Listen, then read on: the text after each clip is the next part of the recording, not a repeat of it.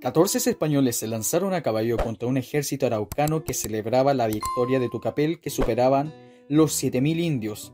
Estos hispanos son recordados por su valentía y arrojo. Bienvenido a su canal, El Viejo de Historia.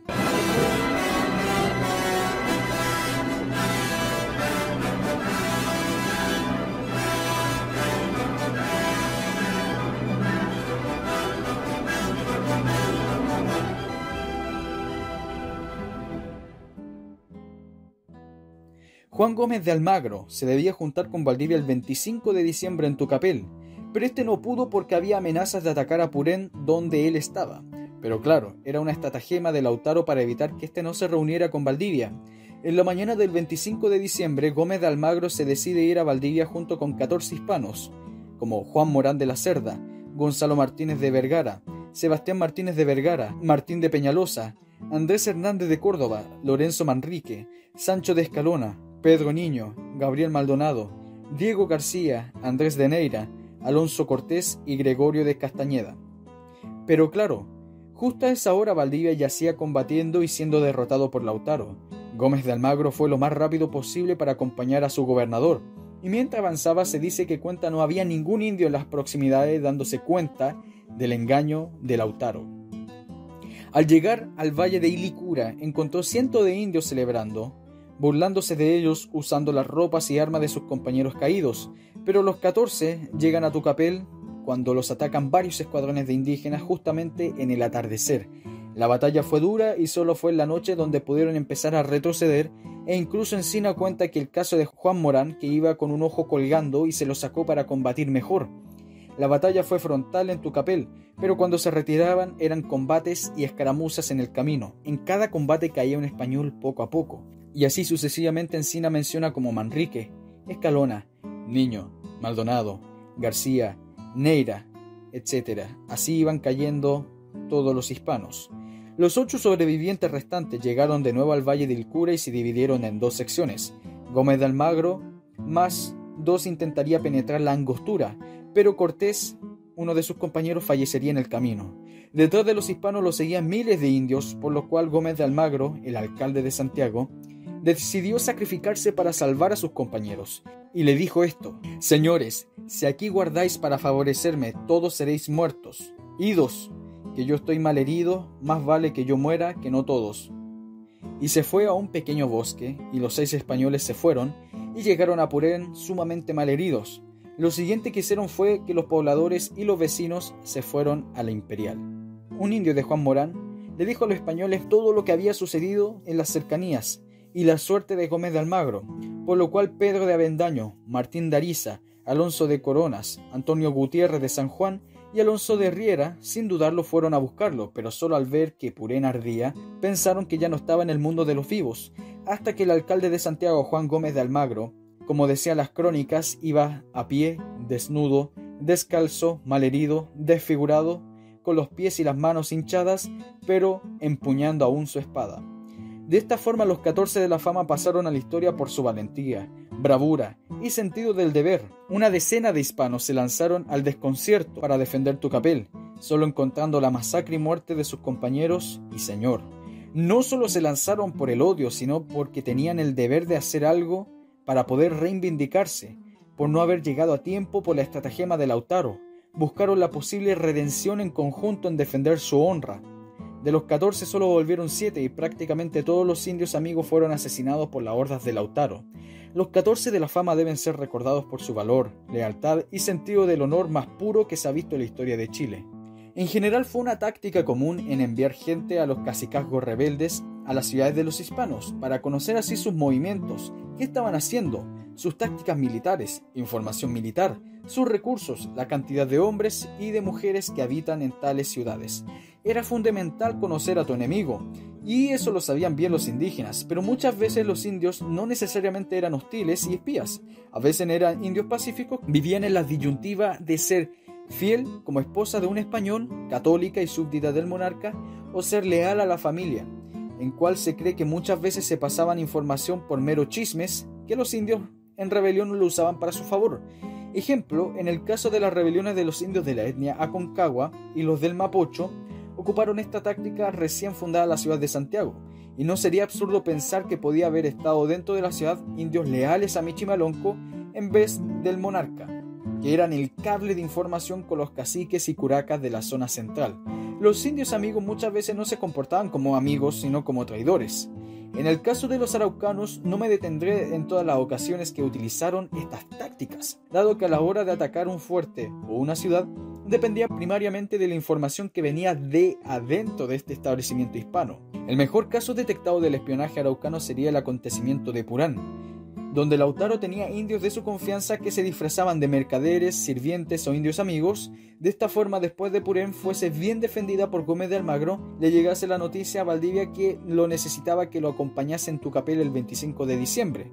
El error de Gómez de Almagro fue leerlo en voz alta, el cual los espías de Lautaro le fue fácil saber lo que se planeaba. Por lo tanto, la estrategia de Lautaro fue hacer creer que vendría otra invasión a Purén. Y esto fue para impedir que Gómez de Almagro se juntase con Valdivia, lo cual funcionó. Ya sabemos la historia. Pero surge un interrogante: ¿Lautaro pudo haber sido también un espía cuando estuvo viviendo con los españoles? ¿O fue un indio que en un principio era amigo de los hispanos y que después por varios motivos se fue con los reches?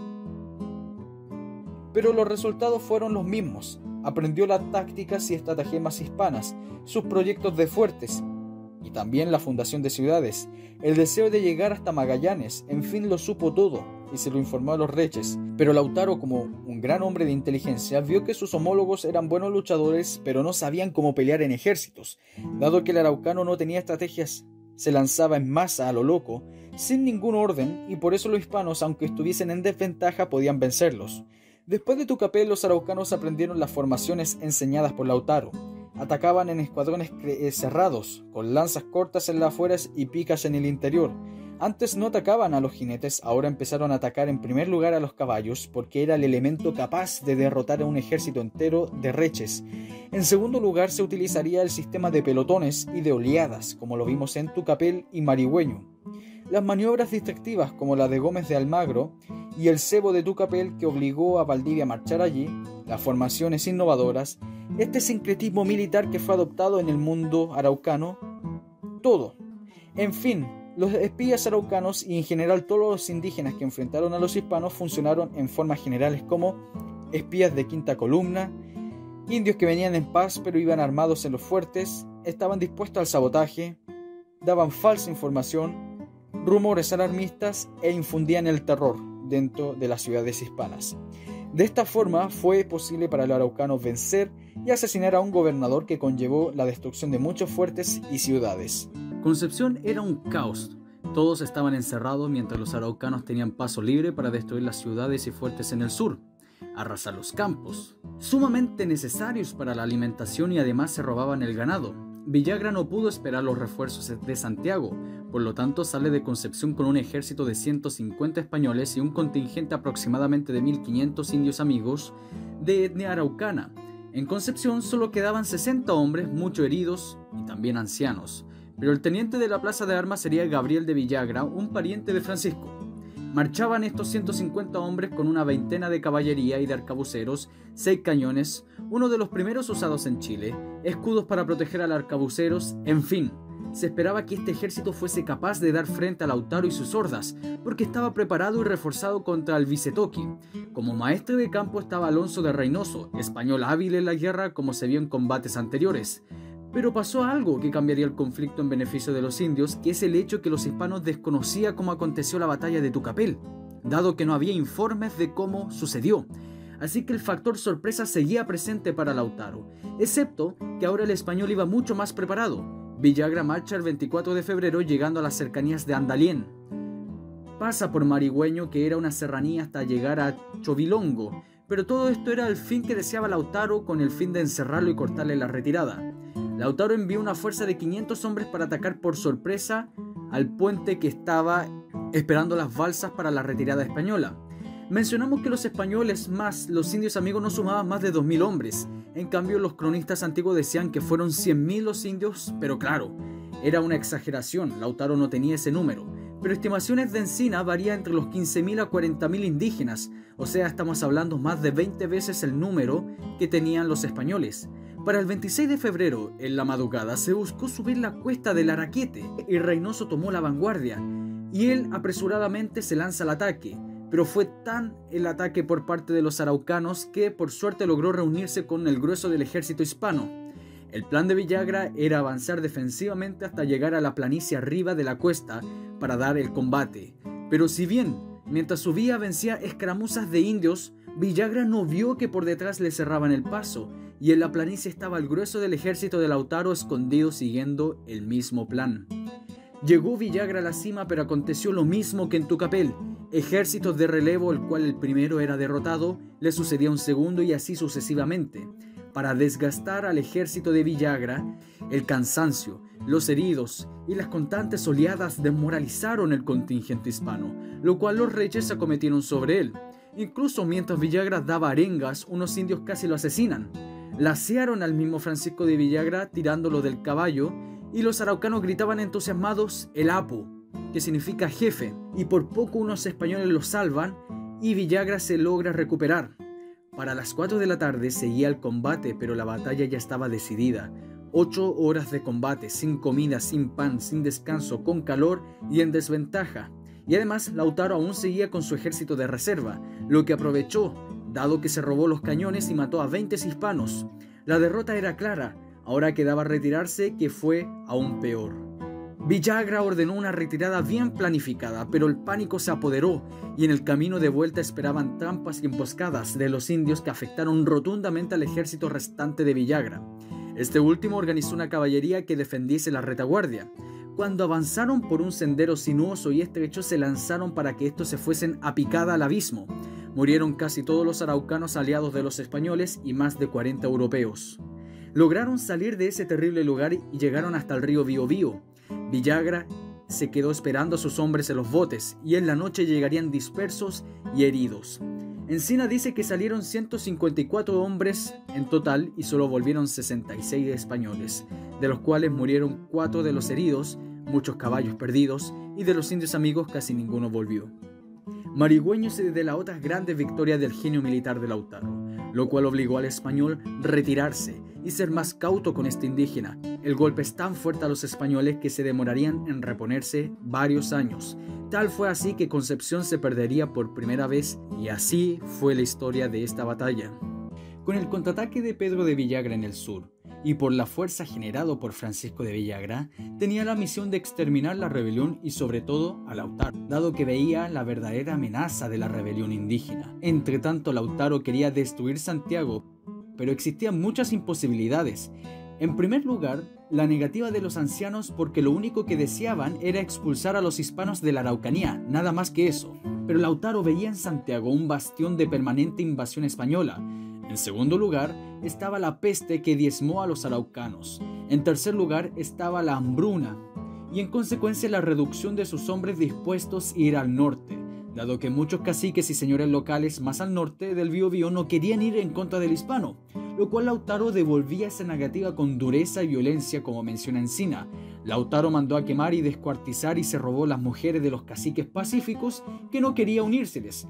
Pero había otros caciques que veían en Lautaro una oportunidad de rebelarse y aconteció en 1556 una rebelión de los promaucaes, que fueron suprimidas no con mucha dificultad. La ubicación fue en un llano junto a un pequeño afluente en el río Mataquito que se llamó Peteroa. Tras esto, Lautaro siguió marchando hacia lo que era Santiago, cruzó lo que era el Maule y cada vez se acercaba más y más a la capital española. Posteriormente, una tropa mayor enviada desde Santiago, encabezada por lo que era Pedro de Villagra, asedió una fortaleza indígena en la cual era uno de los bastiones de Lautaro. Este bastión fue acabada por la caballería española, que salió también en la persecución de muchos indígenas de la zona rebelde, liderada por Juan de Godínez. Este hispano fue guiado por un indígena al cual su padre fue descuartizado por Lautaro. Dio con un grupo de apoyo indígena de Lautaro que iba a Lora. Eran 180 indios. Godínez vence, pero tiene que retirarse por las altas heridas y por ende la batalla de Peteroa fue un enfrentamiento incierto para ambos bandos. Como dato anecdótico, este levantamiento Lautaro empleó la forma parcial de la utilización de caballos. Insisto, fue una mínima presencia, pero importante para indígenas que en toda su historia no conocían esta especie de animal. Pedro de Villagra pide más refuerzos para continuar con su saga de victorias contra Lautaro. El reino lo considera como el mejor capitán de Chile. Francisco de Villagra marcha en enero de 1557 de Santiago, y en Santiago quedó Juan de Jufré como teniente de gobernador, porque la audiencia no nombró a Villagra como gobernador sino como corregidor, que es un cargo inferior al de gobernador, esperando al mismo rey que nombrase un gobernador oficial. Mientras Villagra iba hacia el sur, Lautaro iba al norte, y en Santiago se supo eso porque el Toqui asesinó a un par de españoles en una mina cercana. Villagra sabía que Lautaro estaba en Mataquito, pero llamó a Godínez a reunirse con él para poder atacarle súbitamente y con todas sus fuerzas. 450 hombres tenía Villagra, 50 hispanos y el resto indios amigos. El caso de Lautaro, muchos indios se fugaron ya que iban con él forzadamente. Encina hace mención que los indios amigos mostraron más fidelidad que nunca a los españoles, dado que ninguno traicionó a los hispanos. Todos pelearon con bravura frente al enemigo Reche. El 1 de abril acontece la batalla. Los españoles sabían incluso dónde dormía Lautaro, y eso es gracias a los desertores de este Toqui. Lautaro se levanta y alcanza a luchar, pero es atravesado por muchas lanzas. La muerte de Lautaro no evitó que se continuara el combate hasta que el bando hispano venció. Juan de Villagra fue el único español que falleció, más varios indios amigos. Los araucanos perdieron a Lautaro, 18 capitanes y más de 800 indios. Villagra escribe en una carta del rey donde describe la parte final, la dureza del Reche, y cito: peleaban con picas y garrotes y lazos, en tanto su determinación que jamás se ha visto en una nación o en otras partes. Lautaro sería vencido, su cuerpo sería descuartizado y su cabeza en una pica en Santiago. Pero con la muerte de este caudillo no detendría las sublevaciones indígenas. Esto solo lo creían los hispanos, que la paz llegaría al reino. Villagra tuvo que permitir el despueble de Concepción, porque Lautaro era totalmente imbatible para ese momento. El terror se había apoderado de todos, incluso era tal que habían voces de algunos que gritaban: ¿qué hacemos en esta ciudad? ¡Que nos van a comer vivos los indios! Concepción estaba perdida, y no había personas para defenderla. Lo que sí podían eran demasiados pocos. Villagra organizó la retirada de la ciudad montando a la gente en un barco en las cercanías, mientras el pánico irónicamente era esparcido por los hombres en vez de las mujeres. Corría por la ciudad Pedro Pérez Merino diciendo: ¿qué hacemos aquí? Que juro por Dios que cruzarán 30.000 indios en el Biobío y nos comerán vivos. El éxodo se hizo muy planificado, pero a la hora de llegar a Santiago se repartieron los penquistas por la ciudad. Rodrigo de Quiroga en su casa acogió a 100 personas. Villagra se pregunta cuál es el estado de la Imperial y Valdivia. Para eso envía a Pedro de Avendaño a revisar la situación de esas ciudades. Para solucionar la falta de armas y provisiones, Villagra vendió prácticamente todo lo suyo e incluso sus muebles por la causa de defender el reino y su gente, más dinero de las arcas reales, que no fue suficiente. Se marcha al sur con 155 hombres para la contraofensiva. Era la única esperanza de vencer a Lautaro. Los hispanos se dirigen a la Imperial y a Valdivia. Hasta llegar al Maule no encontró resistencia alguna. Al llegar al Biobío hubo casi 2 rebeliones. Primero, de aquellos que querían reconstruir Concepción, y la segunda es los que estaban acobardados de ir más al sur. Lo interesante es que la Imperial no estaba ni destruida ni saqueada, ni siquiera había indicios de sitio. Según nos cuenta Encina, los indios de la Imperial no habían mencionado nada de lo que había acontecido en Concepción, ni el desastre de Marigüeño. Mientras tanto, Pedro de Villagra se mantuvo en la Imperial con un poco más de 150 hombres, fortificó la ciudad, fosos, preparó a la gente, mientras que los reches se dedicaron a construir pucarás y fortalezas en los alrededores para generar emboscadas y cortar el paso de provisiones. Pedro de Villagra tomó la iniciativa de atacar y toma un pucará que según Encina tenía más de 6.000 rucas. Luego de asaltarlos, los demás pucarás que poseía alrededor, el último demostró la grandeza de Pedro de Villagra, dando que el pucará estaba en una ciénaga y el afluente era profundo y costó bastante conquistarlo. Pero cuando los araucanos escapaban, estos se lanzaban al agua muriendo masivamente. Para evitar la masiva muerte, Villagra los perdonó y muchos se unieron a él. Encina nos entrega también algo interesante: los huilliches, enemigos de los reches, no atacaron Valdivia. En cambio, los araucanos solo defendían lo que era el Biobío y la Araucanía, y poco les interesaba más al sur del Toltén y el Itata. Mientras que el hispano vencía en pequeños combates, los reches padecerían 2 plagas, el hambre y el tifus, conocido como chavalongo.